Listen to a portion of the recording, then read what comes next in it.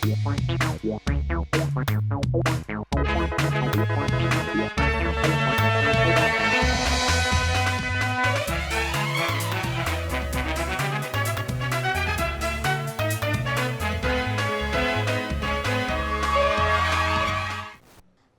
आप देख रहे हैं राष्ट्रीय समाचार और मैं हूं आपके साथ प्रिया पांडे।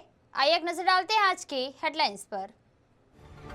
भारत न्यूजीलैंड के बीच 18 बड़े समझौते, रक्षा से व्यापार तक रणनीतिक साझेदारी भी हुई मजबूत। बारिश के बाद एक्सन में हर्ष संघवी, पांडेसरा और मिलेनियम मार्केट का किया दौरा। 17 जुलाई को दौड़ेगी देश की पहली हाइड्रोजन ट्रेन, पीएम मोदी करेंगे उद्घाटन। फिरोजाबाद में 40 दिन में आया इंसाफ, मासूम अरब के हत्यारों को फांसी की सजा। सुप्रीम कोर्ट में हाई वोल्टेज ड्रामा, सीजीआई पर अभद्र टिप्पणी के बावजूद एफआईआर नहीं। प्रधानमंत्री नरेंद्र मोदी की न्यूजीलैंड यात्रा भारत के लिए बड़ी कूटनीतिक सफलता साबित हुई है। करीब 40 साल बाद किसी भारतीय प्रधानमंत्री के इस दौरे में भारत और न्यूजीलैंड के बीच 18 बड़े समझौते और ऐलान हुए हैं। इनमें 10 एमओयू और 8 महत्वपूर्ण घोषणाएं भी शामिल हैं। दोनों देशों ने रक्षा, समुद्री सुरक्षा और आतंकवाद से मुकाबला, व्यापार, कृषि, शिक्षा, खेल और संस्कृति जैसे कई क्षेत्रों में सहयोग बढ़ाने पर सहमति जताई है। रक्षा सहयोग के तहत दोनों देशों की सेनाएं संयुक्त अभ्यास, समुद्री सुरक्षा और लॉजिस्टिक सपोर्ट पर साथ काम करेंगी। वहीं आतंकवाद के खिलाफ संयुक्त कार्य समूह बनाने का भी फैसला लिया गया है। कृषि और डेयरी सेक्टर में नई तकनीकी साझा करने, पर्यटन और शिक्षा को बढ़ावा देने के साथ साथ 2030 तक द्विपक्षीय व्यापार को 7 अरब न्यूजीलैंड डॉलर तक पहुंचाने का भी लक्ष्य रखा गया है। इंडो पैसिफिक क्षेत्र में बढ़ता यह सहयोग चीन के बढ़ते प्रभाव को संतुलित करने की दिशा में एक अहम कदम माना जा रहा है। भारत और न्यूजीलैंड की यह नई रणनीतिक साझेदारी आने वाले वर्षों में दोनों देशों के रिश्तों को नई मजबूती दे सकती है। प्राइम मिनिस्टर क्रिस्टोफर लक्सन, दोनों देशों के डेलीगेट्स, नमस्कार। कियोरा।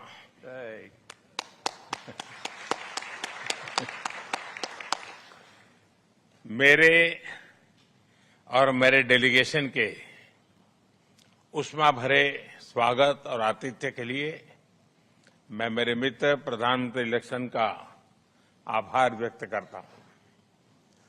उन्होंने स्वागत में इतनी गर्मजोशी दिखाई है कि ऑकलैंड की सर्दी भी आज कुछ कम लग रही है। इस यात्रा के दौरान न्यूजीलैंड के लोगों से जो स्नेह और अपनापन मिला है वो हमारे हृदय में हमेशा रहेगा। सूरत में भारी बारिश के बाद जलभराव से प्रभावित औद्योगिक और व्यापारिक क्षेत्रों का जायजा लेने के लिए गुजरात के गृह राज्य मंत्री हर्ष संघवी मैदान में उतर गए हैं। उन्होंने पांडेसरा स्थित मारुति इंडस्ट्रियल एस्टेट और कमेला दरवाजा के मिलेनियम टेक्सटाइल मार्केट का भी दौरा किया। दौरे के दौरान हर्ष संघवी ने व्यापारियों और उद्योगपतियों से सीधे बातचीत कर बारिश से हुए नुकसान, उत्पादन पर पड़े असर और कारोबार में आ रही परेशानियों का जानकारी ली। व्यापारियों ने जलभराव और बुनियादी सुविधाओं से जुड़ी कई समस्याएं उनके सामने रखी। स्थिति की गंभीरता को देखते हुए मंत्री ने मौके पर मौजूद अधिकारियों को तत्काल राहत और सफाई कार्य तेज करने के निर्देश भी दिए। साथ ही जल निकासी व्यवस्था में सुधार कर प्रभावित क्षेत्रों में जल सामान्य करने और स्थिति बहाल करने पर भी जोर दिया गया है। प्रशासन का कहना है कि जलभराव वाले इलाकों में राहत कार्य युद्ध स्तर पर जारी है और व्यापारिक गतिविधियों को जल्द से जल्द सामान्य करने का प्रयास भी किया जा रहा है।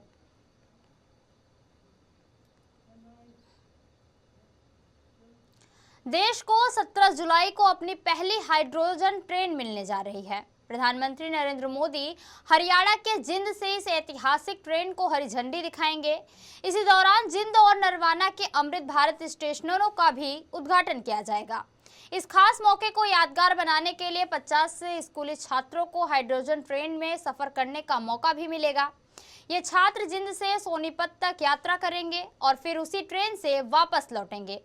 इन छात्रों का चयन रेलवे की ओर से आयोजित ड्राइंग और निबंध प्रतियोगिता के जरिए किया जाएगा। प्रतियोगिता में 7वीं और 8वीं कक्षा के विद्यार्थी ही हिस्सा लेंगे।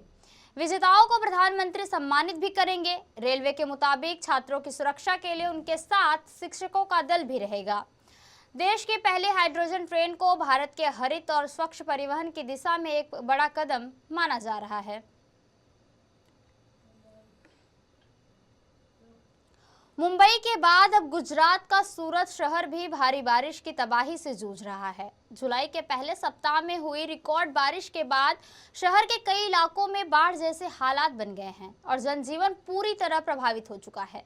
प्रशासन के मुताबिक भारी बारिश और जलभराव से जुड़े हादसों में अब तक सूरत जिले में 47 लोगों की मौत हो चुकी है, जबकि 184 इलाकों में जलभराव भी दर्ज किया गया है, जहां फायर ब्रिगेड और प्रशासन ने लगातार राहत और बचाव अभियान चलाया और अब पानी धीरे धीरे उतर रहा है।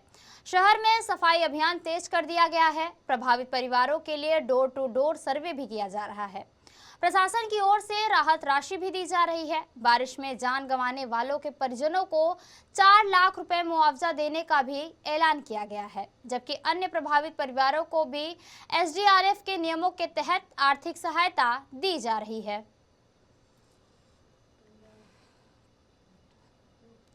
देश की सबसे बड़ी अदालत सुप्रीम कोर्ट में ऐसा हाई वोल्टेज ड्रामा देखने को मिला जिसने सभी को हैरान कर दिया है।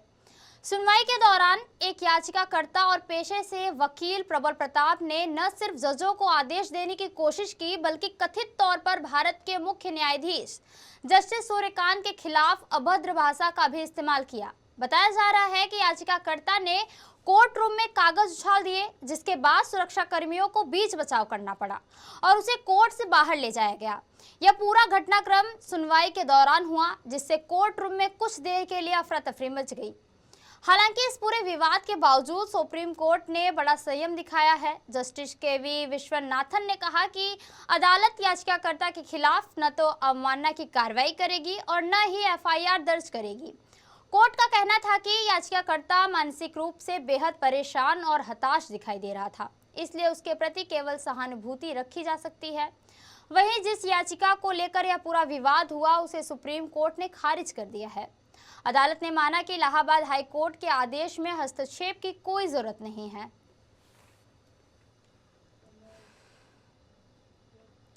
अमेरिका और ईरान के बीच तनाव एक बार फिर खतरनाक मोड़ पर पहुंचता दिखाई दे रहा है। अमेरिकी राष्ट्रपति डोनाल्ड ट्रंप ने ईरान को अब तक की सबसे कड़ी चेतावनी देते हुए कहा कि अगर उनके खिलाफ हत्या की कोई भी कोशिश हुई तो अमेरिका 1000 मिसाइलों से जवाब देगा। ट्रंप ने अपने social media platform truth social पर दावा किया कि अमेरिकी की 1000 मिसाइलें लॉक्ड एवं लोडेड है और जरूरत पड़ने पर ईरान के हर हिस्से को निशाना बनाया जाएगा।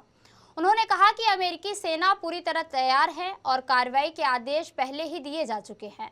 ट्रंप का यह बयान ऐसे समय में आया जब उन्होंने हाल ही में दावा किया था कि वह ईरान की हिट लिस्ट में सबसे ऊपर है। वहीं इजरायल की ओर से भी ईरान की कथित साजिशों से जुड़ी खुफिया जानकारी अमेरिका के साथ साझा किया जाने की खबर भी सामने आई है। हालांकि इन दावों की स्वतंत्र पुष्टि नहीं हुई है, लेकिन दोनों देशों के बीच लगातार बढ़ती बयानबाजी ने पश्चिम एशिया में तनाव और वैश्विक सुरक्षा चिंताओं को फिर बढ़ा दिया है।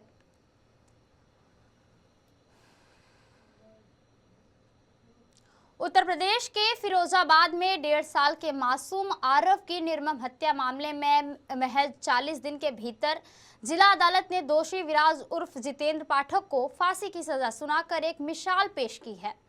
30 मई 2026 को आरोपी ने कथित तौर पर एक तरफा प्यार की रंजिश में मासूम आरव को उसकी मां से छीनकर सड़क पर पटक पटक कर मार डाला था और यह पूरी वारदात सीसीटीवी में कैद हुई थी, जिसने पूरे देश को झकझोर दिया था। इस मामले में पुलिस ने रिकॉर्ड तेजी दिखाते हुए सिर्फ 6 दिन में चार्जशीट दाखिल की और सुनवाई के दौरान अभियोजन ने 13 गवाह पेश किए और लगातार चली सुनवाई के बाद अदालत ने पहले आरोपी को दोषी ठहराया और फिर 10 जुलाई को मृत्युदंड की सजा सुनाई। फैसले के बाद मासूम आरव की मां ने पुलिस, अभियोजन और अदालत का आभार जताते हुए कहा कि उन्हें न्याय तो मिला है, लेकिन उनका बेटा कभी नहीं वापस आएगा। उन्होंने उम्मीद जताई कि ऊपरी अदालतों में भी यह फैसला बरकरार रहेगा और दोषी को जल्द से जल्द सजा मिलेगी। फिरोजाबाद का यह मामला अब देश में तेज जांच और त्वरित न्याय की एक मिसाल के तौर पर देखा जा रहा है। सर, एक बच्ची के हत्या के आरोपी को आज फांसी की सजा हुई है। किस तरह की पूरी घटना थी तो क्या रहा पुलिस की पूरी प्रक्रिया? देखिए, थाना क्षेत्र शिकोहाबाद में 30 मई 2026 को एक संवेदनशील घटना हुई थी, जिसमें सीसीटीवी में एक व्यक्ति एक छोटे बच्चे को, जिसमें सीसीटीवी में कैद हुआ था, बार बार उसको पटक रहा और उसकी बच्चे की उसकी हत्या की गई थी। तो तत्काल उस प्रकरण में मुकदमा पंजीकृत किया गया था 103 बीएनएस की धारा में, और उसी दिन उस व्यक्ति की अरेस्टिंग भी हो गई थी। इस मुलजिम का नाम है जितेंद्र पाठक। इस प्रकरण में सभी सीसीटीवी कैमरास और जितने भी बयान थे, वो सारे जल्दी प्रक्रिया इन्वेस्टिगेशन की पूरी करते हुए 6 दिन में चार्जशीट कोर्ट में दाखिल की गई, और उसमें प्रकरण में स्पीडी ट्रायल करने के लिए रिक्वेस्ट की गई थी। तो इसी में पूरे जब एविडेंसेस हुए हैं, तो कोर्ट ने आज इस प्रकरण में जितेंद्र पाठक, जो इस प्रकरण का अभियुक्त है, इसको सेंटेंस टू डेथ कोर्ट ने करार दिया है। और इस प्रकरण में जितनी भी पुलिस की टीम है और कोर्ट का मैं बहुत बहुत धन्यवाद देना चाहूँगा। तेलंगाना के रंगारेड्डी जिले से एक दिल दहला देने वाली वारदात सामने आई है। यहाँ पॉस्को मामले में जमानत पर जेल से बाहर आए एक आरोपी ने कथित तौर पर पत्नी, 2 मासूम बेटों समेत 6 लोगों की बेरहमी से हत्या कर दी। पुलिस के मुताबिक 28 वर्षीय राजकुमार ने सबसे पहले अपनी पत्नी और 2 बच्चों की जान ली। इसके बाद उसने 17 वर्षीय किशोरी, उसकी मां और दादी की भी हत्या कर दी, जिन्होंने पहले उसके खिलाफ पॉस्को एक्ट के तहत शिकायत दर्ज कराई थी। प्रारंभिक जांच में पुलिस को आशंका है कि आरोपी ने शिकायत का बदला लेने के लिए इस वारदात को अंजाम दिया है। पुलिस का यह भी कहना है कि किशोरी के साथ पहले यौन उत्पीड़न किया गया और फिर उसकी हत्या कर दी गई। हालांकि सभी तथ्यों की जांच अभी जारी है और घटना के बाद पूरे इलाके में सनसनी फैल गई है। पुलिस और फॉरेंसिक टीम मौके पर मौजूद सबूत भी जुटा रही है, जबकि वरिष्ठ अधिकारी मामले की निगरानी कर रहे हैं। पुलिस का कहना है कि जांच पूरी होने के बाद ही हत्या की वजह और घटनाक्रम की पूरी तस्वीर साफ हो सकेगी। तो ये थी अब तक की खास खबरें, और खबरों के लिए बने रहिए राष्ट्रीय समाचार के साथ। तब तक के लिए नमस्कार।